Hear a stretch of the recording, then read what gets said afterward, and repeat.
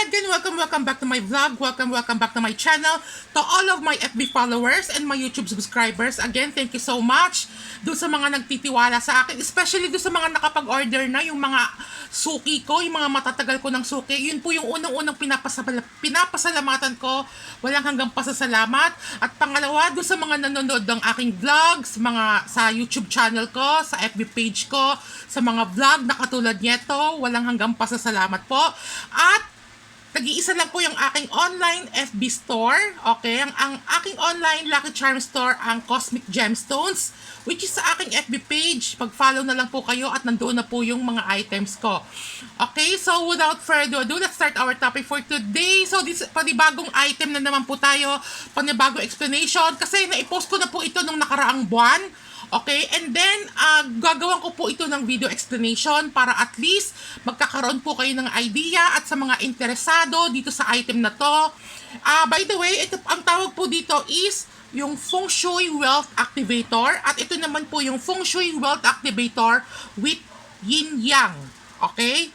So, i-explain ko po sa inyo po ito later kung ano po yung benefits nito kasi may mga bumili na po sa akin nito.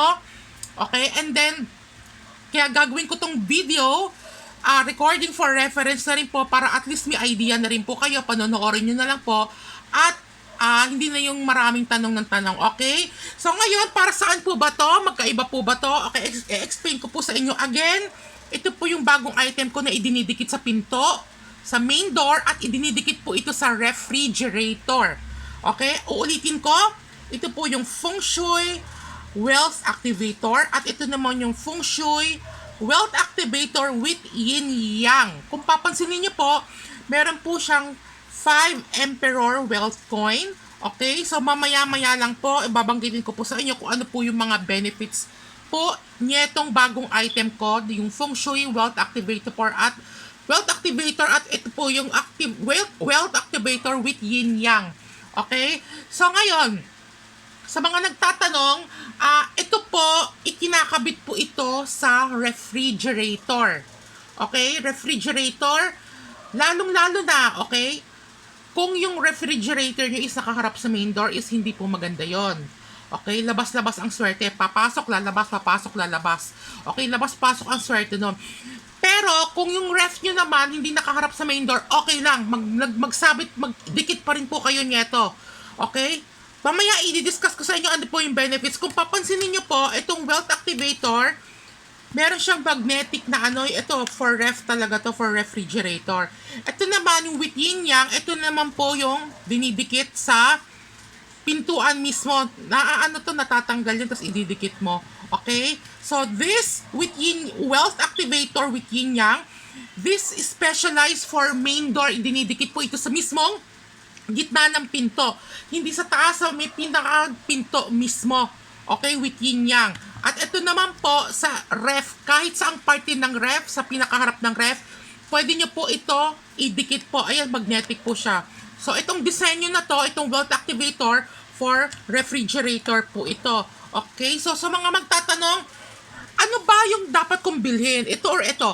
I really suggest kung o-order kayo, idalawa nyo na po. Kasi, ito, for main door at ito po yung for refrigerator. Okay, so sa mga magtatanong, ano po yung mga benefits po nito? So, unahin po natin itong Feng Shui Wealth Activator. Okay, ano po ba yung dinadala niya or taglay niyang benefits? Again, kinakabit po ito sa refrigerator only. Okay, nag-a-attract po itong Wealth Activator ng Wealth Luck, Money Luck, Good Fortune, Prosperity, and Abundance. Okay, nag-a-attract po ito ng positive energy, lalong-lalo na po, uulitin ko, wealth luck, money luck, good fortune, abundance, and prosperity. So, kailangan nakakabit po ito sa inyong ref.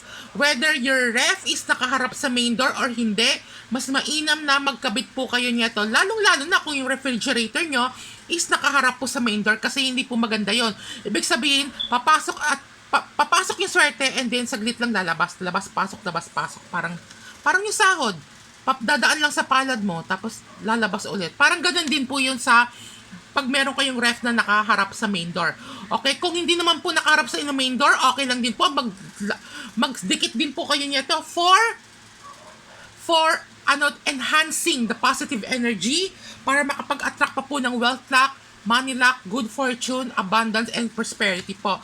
Ito naman po, dumako naman po tayo dito sa wealth activator with yin yang. Ito naman po is design for sa mismong pintuan na ididikit po ito. Okay? Ano po yung taglay na benefits po nitong with yin yang sa main door? Ang tinataglay po niyang benefits is for safetyness, okay? Protection. Protection saan? Protection sa kamalasan, protection sa sakuna, okay? Protection sa mga masasamang bagay-bagay at sa mga masasamang pangyayari, okay?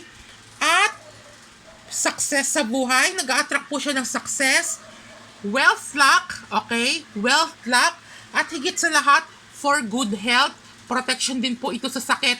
Ngayon, kapag idinikit po niya ito sa main door, kung sino po yung nakatira sa main door, sakop na po lahat yan.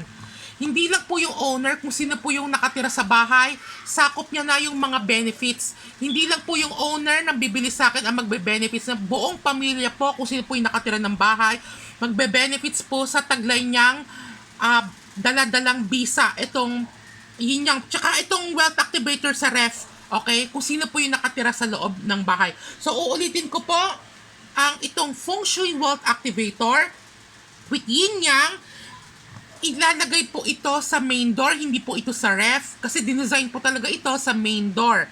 Okay? Again, for safetyness, protection, okay? Success sa buhay ang ina-attract niya, wealth luck, or yung tinatawag na money luck, at higit sa lahat for good health. Okay? Iwas sakit. Okay? Ngayon may mga magtatanong, okay lang ba kung magkabit ako ng isa sa pinto, isa sa bintana, isa sa terrace, sa dingding ng terrace or sa dingding ng window? Yes, okay lang. Kahit ilan po ang idikit nyo dito is okay na okay lang. Wala pong contradiction. And same thing with this for refrigerator. Ang Feng Shui Wealth Activator, kahit ilan po ang idikit nyo sa ref, okay na okay lang po. Wala naman pong masamang contradiction po yun. The more you stick nito, the more powerful na makapag-attract po siya ng mga nabanggit kong benefits po dun sa mga nabanggit ko. Okay? So again, ito po is design for refrigerator. Okay? And ito naman po is design for main door. Ngayon may magtatanong, pwede ko ba ito ikabit sa dingding ng window? Yes, pwede. Pwede po. Sa terrace, kung may window sa terrace, pwede din po. Basta, the more you stick, ito, kung marami ka gusto mag-order na marami, edi mas maganda. Idikit nyo sa main door, idikit nyo sa dingding.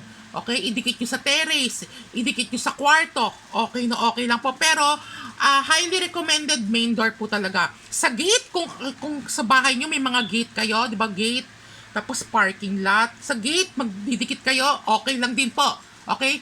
Meron kayo sa gate, meron din kayo sa main door, much better po. Okay? Kahit ilan naman pong idikit ninyo, wala naman pong masamang mangyayari at wala naman pong bawal po doon. Okay? At kung sino po yung nakatira doon sa bahay na yun, sakop na po. Okay? Pati sila magbe-benefits na rin po sa taglay nilang daladalang bisa. Okay? Again, ito po yung sa ref, the Feng Shui Wealth Activator, sticker, at ito naman po yung Feng Shui Wealth Activator with yin yang for main door or sa gate ng bahay, sa window, kahit saan. Okay? So, sana po ay naipaliwanag ko po sa inyo. At mas maganda kung both meron po kayo for main door at for ref. At kung ilan gusto nyo, okay lang. Kung ilan gusto nyo orderin or idikit, okay lang. Wala naman po masama doon. Okay? So, sana po ay naliwanagan po kayo dito sa bagong item ko. Ito, dinidikit lang to eh. Sa ididikit nyo lang siya sa ref. Para siyang magnet. Ito naman, parang may tatanggalin kayo dito. Ayan tinatanggal siya. Tapos ididikit nyo sa main door. Pwede sa dingding ng window. Okay? So, yun po. Sana po ay nabanggit ko yung mga dapat banggitin. Tapos kung may magtatanong kung pwede pa to idikit sa pintuan ng kwarto, pwede rin po. Okay? Itong yin yang. Pero, highly recommended ko po talaga yung sa main door. Okay? Yun lamang po. Sana po ay naibigay ko yung mga dapat na ibigay na mga info, and kung may mga katanungan pa po kayo, just message me or you can call me or text me at 416-5082 at available na po ito sa aking online Lucky Charm Store, ang Cosmic Gemstones. Mag-message na lang po kayo kung may mga katanungan po kayo, especially the price. Okay, yun lamang po. Maraming salamat po sa inyo at God bless po. Lalong-lalo na po doon sa mga bumili na po sa mga suki ko. Walang hanggang pasasalamat po. Thank you and goodbye.